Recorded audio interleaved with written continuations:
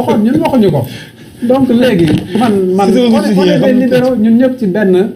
son bi la ñu naanee. c'est que Gallo sànq dañuy mbëkkante rek mais je sais qu'on va se retrouver parce que bon maa ngi koy déglu. non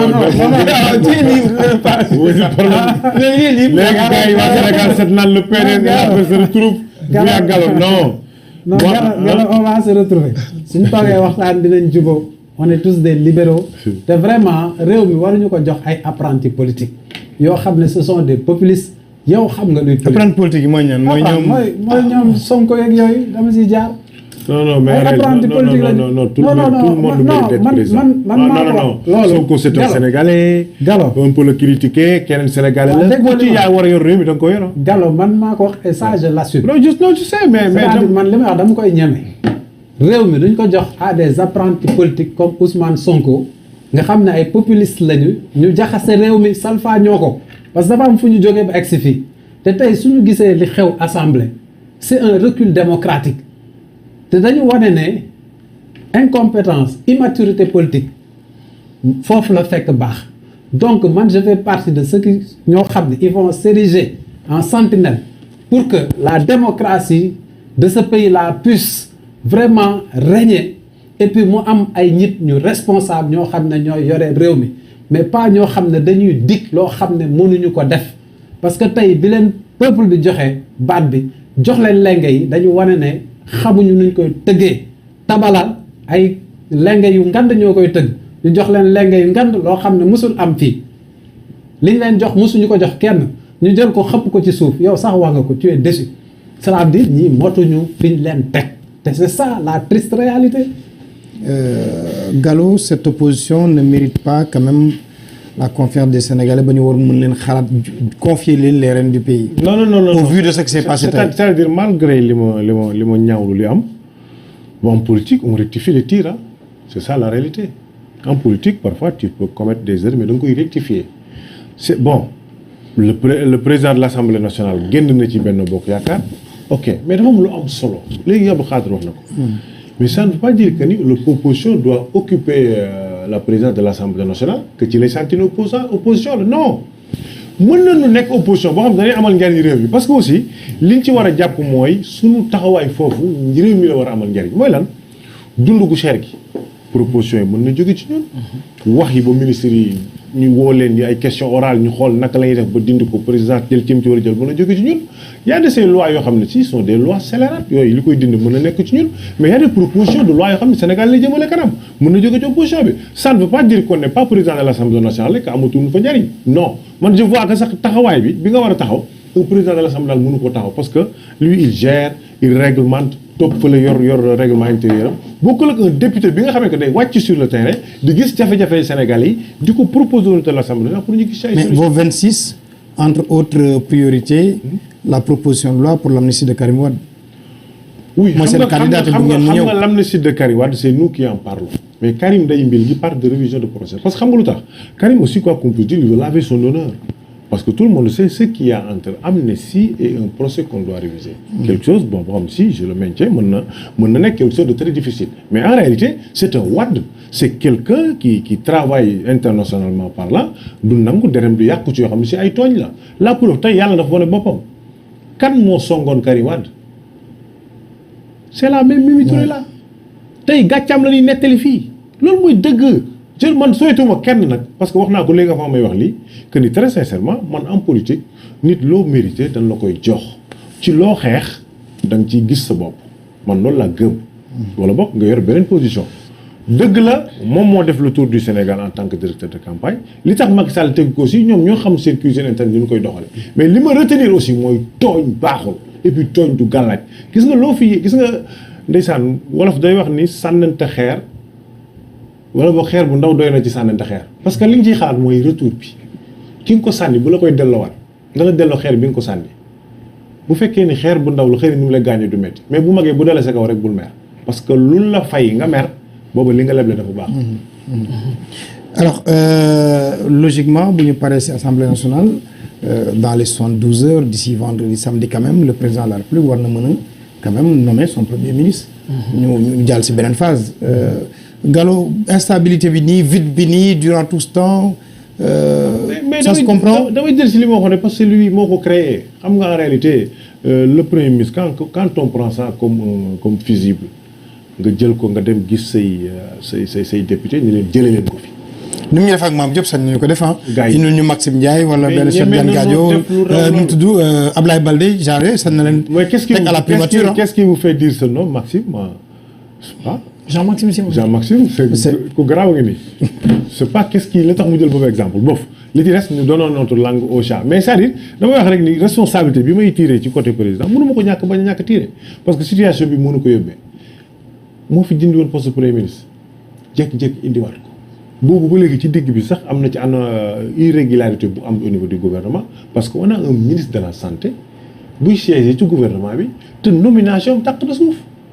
c'est un décret qui n'a pas été contresigné par un premier ministre te bi ñu koy fal fekk na la loi qui fait revenir le poste de premier ministre am na ba pare je pense que yéen a ngi rappelé loolu déet. donc lépp responsabilité bi président l'incombe parce que ah non mais c'est la réalité. mais je suis pas d'accord. c'est la non donc il faut nga weddi ma avec des arguments juridiques parce que là où je te parle je dis que poste premier ministre a été supprimé. on a voté une loi qui fait revenir le poste de premier ministre. normalement heure bi war na fekk ñu am premier ministre ba nga xamee ni que un ministre nommé par le président de la République ce décret doit être contresigné par le premier ministre même bu fekkee ne sax le premier ministre moo ko war a proposer le président amul kenn leen fa gisoon mooy le président donc su ma nee responsabilité ci moom la ba léegi moom moo ni le problème yëpp léegi nag fii ñu toll ak calcul politique yi mu doon def ba yegg si fii bette na comme on dit indi nañu koo xam ne si bon xaw ma njëriñam biir APR ñu bari ñeneen yàggoon na fa homme du sérail la et puis bon ancien militant de première heure la chance am la justement chance am la nekk na ko donc mais li wér mooy li ko loi jox lépp le président bu ko doon jox ba nekk si xëy na du yegg fi mais avec ses calculs politiques moi j'ai peur que parfois un jour ces calculs vont lui faire perdre. Abdou Khadre nga ni ce que je lui disais man avec le cas docteur Amadou Mame Diop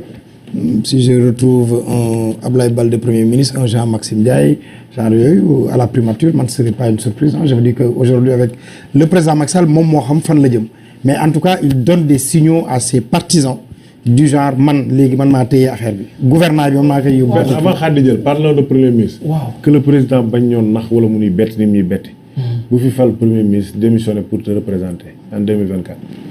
parce qu'en réalité s'il nomme un premier ministre su demee bàyyi ko mbiri son mandat là bi am problème du yeggul de te un mandat qui n'a pas fini n'est pas un mandat en tant que tel est-ce que xam nga fi ma ko waxee. toi le ministre. loolu lan lay jur par exemple. si par exemple. Mame Diop jël kii bi 3 mois après il lui laisse ça même Mame Diop organise les élections de 2024 lui il revient pour se présenter. ce sera le cas ce qui se passe en Mauritanie avec Mamadou Ba et Aziz. xam nga Gallo dégg naa ko xam nga Gallo dafa am expérience politique da ciy bëgg a yàgg léegi li ma bëgg a wax mooy. xam nga c'est que li ma jaaxal mooy yéen ñett ñëpp li ngeen xalaat waxu leen ko. nomination. non dama bëgg a Macky Sall rek li mu bëgg xam nga nomination oui mais on n'est pas dans les secrets des dieux mais on peut interpréter des signes comme ça mais xam nga nomination aux emplois civils et militaires c'est des prérogatives constitutionnelles c'est le président de la République qui nomme les emplois civils et militaires emploi civil yi premier ministre. am na droit nommer ko heure bu ko neexee folli ko heure bu ko neexee te amul. c'est pas une compétence liée c'est un pouvoir discrétionnaire d'ailleurs. c'est-à-dire que président ku mu neex mën na la fekk sax nga voyage États-Unis ñu nommé na le premier ministre. maintenant fi kii waxee fi mu waxee ne ministre de la santé bi xam nga lu tax du ma ci d'accord moom ci wàllu yoon dafa am lu mu fàtte gis ce que la loi a fait seule la loi moo ko mën a défaire parce que c'est ce qu'on appelle parallélisme des formes. su fekkoon ne par exemple. xam nga premier ministre amut dafa am loi bu supprimer premier ministre amutul rek président bu falee ni contre signe dootu fa amati sens. mais laisse-moi ce qui est important c'est pas celui qui incarne le poste. non on a fait ressusciter poste premier ministre bi loi bi mi ngi ci circuit bi mais tant que faluñu premier ministre boobu contre signe bi du mën a amati valeur du mën a am valeur. mais bu ñu ko falee rek lay commencé duram lay commencé circuit bi le problème mooy moi je parle de question de rationalité je te parle c'est de la rationalité pure et dure dama la su fekkee par exemple xam nga tey premier ministre amagu fi donte loi bi mi ngi fi mais quand je dis que amagu fi mooy falaguñ kenn mu existé buñ ko faloon 8 heures mu jël fonction à partir bi muy jëlee fonction def déclaration politique générale bi pare bi jël fonction mooy affaire am à partir de ce moment donné day am acte yoo xam ne c' est énuméré d' ailleurs parce que du acte yëpp sax la mën a contresigner du acte yëpp la mën a contresigner am na acte yoo xam ne président bu koy jël c' est des domaines réservés du président de la République mën na ko jël kenn mënu ko attaqué sax mooy li mu def nii ci assemblée nationale maanaam jël décret pour wax assemblée nañ daje jour sàngam. kon xam nga loolu kenn mënu ko attaqué. non dugg ci nan dugg ci fi ma la. non foofu laa jëm dama la waaw mais attends xam nga da ngaa dégg dama la loi bi ñëw na mais yow loi bi amul am na vie juridique maanaam existé na ah mais effectivité am amagul parce que bul fàttali ne loi bu amee tamit il y a ce qu'on appelle loi yi acte boo mën di gis day am publication journal officiel am circuit bi mu jaar ba ne à partir d'aujourd'hui loi bi dafa effective maanaam mooy que existé complètement un quartier une commune qui n'a pas de commissariat est-ce que ça veut dire que ni sàcc bu fa sàcc kenn du la tëj parce que amul commissariat. non xam nga tu fais comparaison n'est pas raison. je comprends Gallo comparaison n'est pas raison xam naa li nga bëgg comparer man li ma wax dafa du dañ dama la tey su fekkoon ne xam nga tey aujourd'hui bu Macky faloon premier ministre bu ëllëgee buy fal kenn lii ministre ñu ne dafa war a am wala muy fal kenn koo xam ne loi dana dafa am contresigné pour authenticité acte bi parce que loolu c'est ce qu'on appelle l'authenticité de l'acte bu boobaa acte bi pour mu am un caractère authentique il va falloir que autorité boobu signé mais da ngaa am loo fàtte da nga fàtte ne autorité boobu loi bi mi ngi fi mais autorité boobu jëlagul kii yëpp commencé gul parce que c'est ce qu'on appelle la compétence temporelle parce que compétence ñetti exercice il y a ce qu'on appelle la compétence territoriale rapidement la compétence temporelle et la compétence matérielle fii compétence temporelle la avec le temps fëleguñ premier ministre bi du tey président mën a am pouvoir jël décret fal kii sax def ko nangam loolu ba léegi day continuer ça continue d'autant plus que on est dans un état de droit comme li ma la waxoon rek xam nga tey opposition bu kii di wax opposition bu responsable xam nga c'est quoi une opposition responsable à partir du moment où sentir nga ne président bii li mu def waru ko def wala am na institution bu war a fonctionner wul nii mais pourquoi pas ñoom ñuy attaquer ñoom yoroon ay pour avocat man j'ai vu des brillants avocats yoo xam ne ñu ngi ci opposition mën leen gis ñuy gagner ay procès pourquoi pas ñoom duñ attaquer ak kii mais revenons rapidement ci ces signaux qu'envoie le président Kaaw Mame Diop am na interprétation maintenant pour la primature s'il nomme quelqu'un boo xam ni kenn xaaru ko woon est-ce à dire qu'il est en train vraiment de préparer sa candidature. xam nga gis ngeen récemment man dama koy wax et je le répète et la répétition a des vertus pédagogiques gis ngeen maître Doudou Ndoye Sénégalais yi ñu ko xam bëri ñu ko xamul bëriwul quand il parle que du droit commission réforme foncière bi avant Moustapha Sow moom moo ko yore woon dafa xëy dem joxe ko xam nga kooku xam na wàllu yoon. Professeur Babacar Gaye il y a deux Babacar Gaye. Babacar Gaye de l'UGB. yàgg nañ ko consulter ci Afrique bii bari na réew yu mu defar ay seen constitution. Charte de Mandela ak yi yëpp.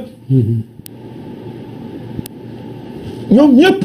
gis ngeen il faut qu'on soit honnête quand même gis nga man nekkuma ci ay. Est-ce que le président est préparé pour être candidat nangam. Je ne suis pas dans le cercle du président. Mais juridiquement, le président a la possibilité et l'entière possibilité même de présenter sa candidature. Seul, ben instant, rek moo ko mën a empêcher du keneen. du conseil constitutionnel. te conseil constitutionnel bu la koy empêcher du la ko empêcher parce que yaa toogoon fee wax lee yaa jaaroon fee wax lee. yaa defoon lee conseil constitutionnel du gis Macky Sall xam nga lu muy gis ay këyit yu ñëw lay gis li naan comme élève buy jàng yor këyitam di bind ñu koy corriger est-ce que bu ñu koy corriger dañu woo élève bi ne ko ñëwal toog feuille bi nañu corriger conseil constitutionnel boo déposer sa candidature ca loolu lay xool sukkandiku ne la mën nga ne candidat wala mënoo koo ne te ñoom su ne mënoo ne candidat amul kenn ku mën a war a wax ne mën ngaa ne candidat suñ ne ko mënu ko ne mais ay waxoon nañ fi lii keneen na fa woon léegi gis nga man mi wax yow Abdoulaye Wade bi mu fi présenté wu ñu ne mënut a mën a présenté wu man dama ne man am na droit présenté wu parce que xamul tax loi dafa am mais lu fa nit ñi wax xam nga lu gars yi wax fii dem ngeen Sénégal yëpp nañ dem ñu liiru décision conseil constitutionnel à l'époque attendu bi ci gën a am solo bi ma ci jàppoon mooy fi nit ñi doon wax déclaration Abdoulaye Wade moo wax Abdoulaye Wade a bien fait man ba léegi dama bëgg Abdoulaye Wade ci loolu li mu waxoon ne wax waxet ñu bëri xamuñu ñuy wax waxet ils ont mal interprété dans ce pays là parce que nit ñi dañuy wër di wax rek xamuñu sax luy wax waxet signifiewul